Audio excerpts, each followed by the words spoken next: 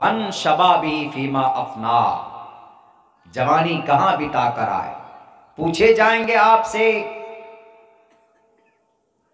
इसलिए नौजवानों, जवानी को बर्बाद मत करो, बड़ी कीमती दौलत है।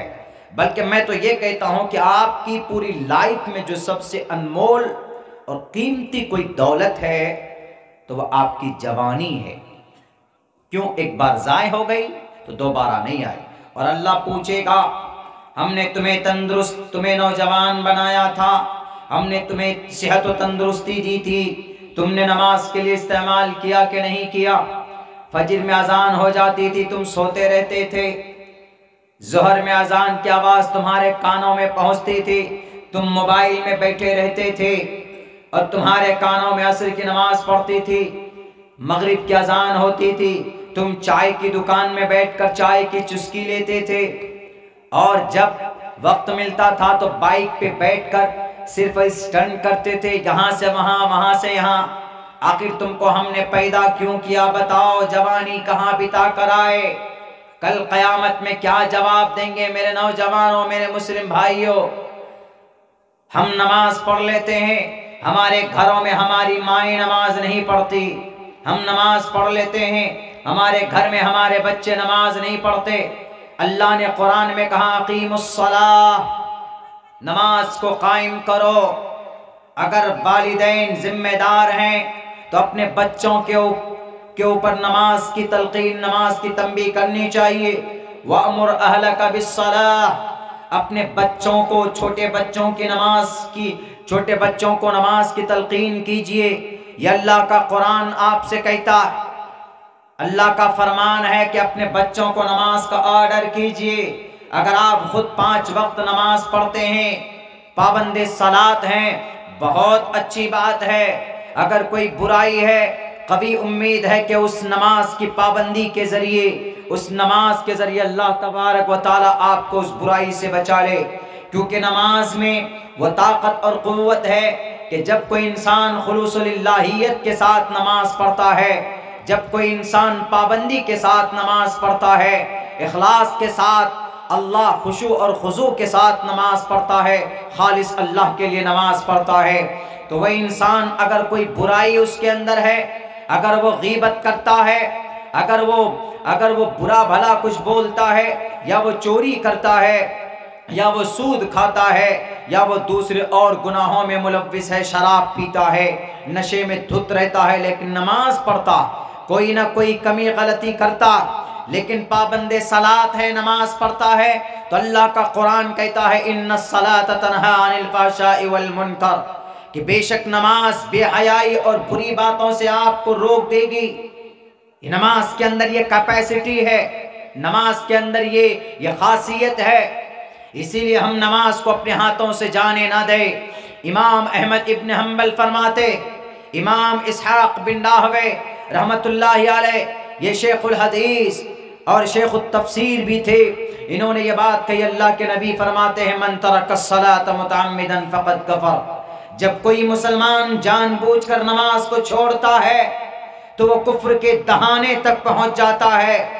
कुफ्र में, काफिर में और मुशरिक में, कुफ्फार में, मुशरिक में, कुफ्र इस्लाम के दरमियान में नमाज एक आड़ है, नमाज एक पहचान है। वो ओम नमः शिवाय, वो ओ भगवते वासुदेवाय विश्वेश्वरा पढ़ता है, मूर्ति के सामने खड़ा हो जाता। आप क्या करेंगे? वो बस दिन में एक बार, या 2 दिन में एक बार, या 3 दिन में एक बार करता, लेकिन 5 वक्त की नमाज जब आप पढ़ते हो तो इससे यह वाज़ेह हो जाता है कि ये बंदा मुसलमान है, ये ईमान वाला।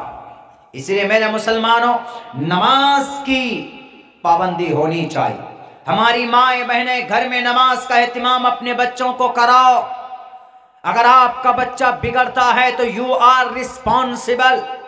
अगर आपका बच्चा गलत रास्ता इख्तियार करता है तो आप हैं उसके जिम्मेदार, आप हैं उसके मुजरिम। अल्लाह के नबी का फरमान साफ लफ्जों में, कुल्लुकुम राइन व कुल्लुकुम मसऊलुन अन रइयतिही। हजरत उमर फारूक रजी अल्लाह तआला अन्हु फरमाते, तुम में से हर बंदा जिम्मेदार है।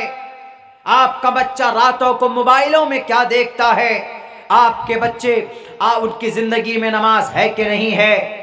आप जहां और चीज़ की फ़िक्र करते हो, उसके स्कूल के बारे में फ़िक्र करते हैं, उसके और दूसरे प्रॉपर्टी के बारे में चिंता करते हैं, तो वहीं पर उसके आखिरत के बारे में आप चिंता कीजिए।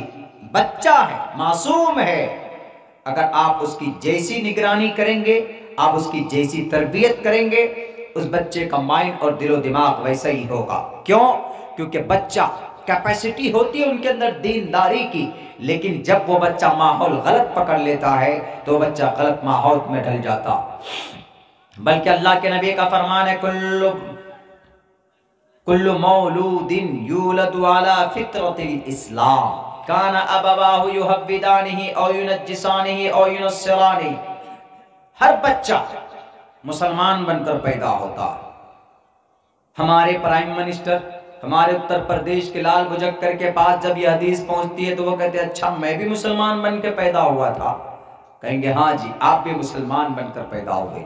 लाल कृष्ण एडवाणी मुसलमान बनकर पैदा हुए। और कौन? अटल बिहारी वाजपेयी जी मुसलमान बनकर पैदा हुए।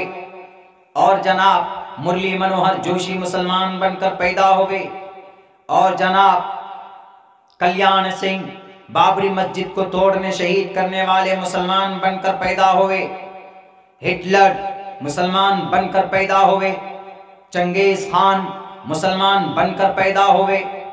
नमरूद मुसलमान बनकर पैदा हुआ।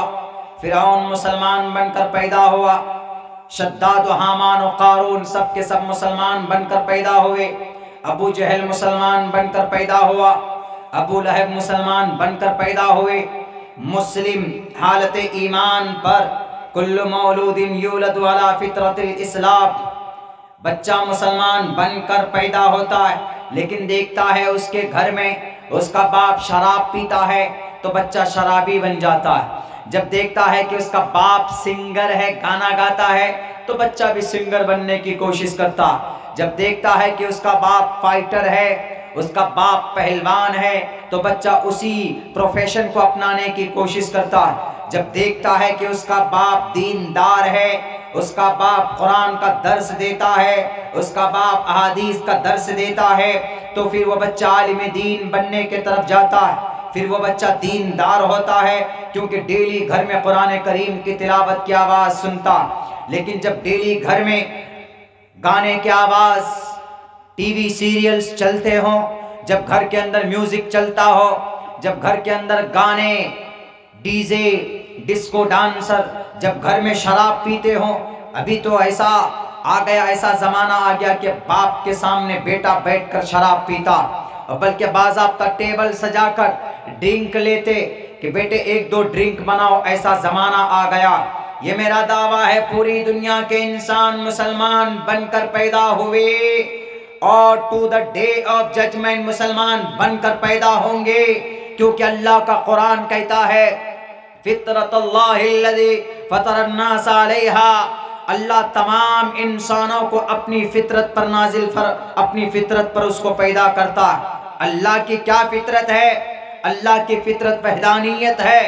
अल्लाह तबारक व ताला की फितरत यकता और अकेला है। शान है अल्लाह तबारक व ताला की वहदानियत, बेनियाज़ी। अल्लाह तबारक व ताला अपनी इसी फितरत पर बच्चों को पैदा फरमाता, और फिर वहां पर आलम अरवाह में तमाम रूहों को कहा था, अलस्तु बिरब्बिकुम, क्या मैं तुम्हारा खुदा नहीं हूं? तो सबने कहा था, why not, you are my lord, आप हमारे खुदा हैं। जब वहां पर इकरार कर लिया, एतराफ कर लिया, सारे रोह, चाहे वो क्रिश्चियन हो दुनिया में पैदा होने के बाद, वो तो यहां डिवाइड होते हैं ना, यहां पे आने के बाद माहौल जैसा मिल गया उस माहौल में ढल जाते। मूर्ति पूजा का माहौल मिल गया तो मूर्ति पूजा करते हैं। अगर माहौल कोई अच्छा दीनदार मिल गया तो बच्चा दीनदार पैदा हो जाता। अगर माहौल कोई सेम मिला, माहौल क्रिश्चियन का मिला, जैनिज्म का मिला, बौद्ध का मिला, जैसा माहौल, उसके माँ बाप जैसे, काना अबवा हो, उसके वालिदैन जैसे होते हैं, बच्चा वैसे हो जाता। मैं एक उदाहरण दिया करता